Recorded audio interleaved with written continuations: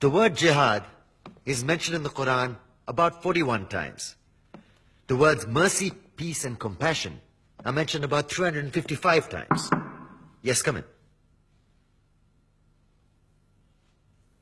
Come on in, Riaz. Sit down, please. Contrary to popular belief in most Western cultures, Islam is a religion that preaches peace and tolerance. Yes, Patricia.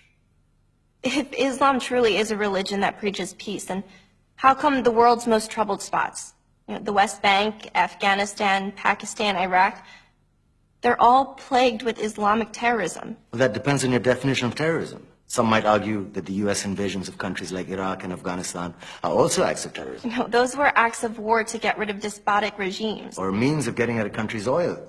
Conspiracy theories. Well, May I? Yes, please. Go ahead, Riaz. Mr. Khan is right. I mean, if we're talking about terrorists, the world's biggest terrorists are the white superpowers.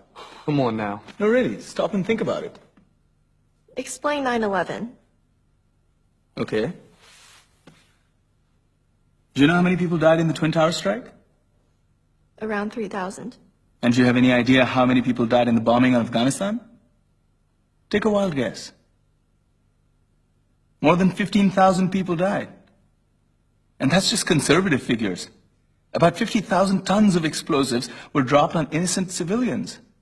Men, women, children. Yeah, but that was because of the Taliban. Now that you brought it up, did you know that the Taliban was a creation of the CIA to fight the Russians? Whatever. They were still harboring terrorists. Yeah, right. Terrorists that were never found. Just like the weapons of mass destruction that were never found in Iraq. Do you want to get into the death toll in Iraq? 500,000 civilians and counting. And what do Britain and America say when they don't find these weapons? It's simple. They just say sorry.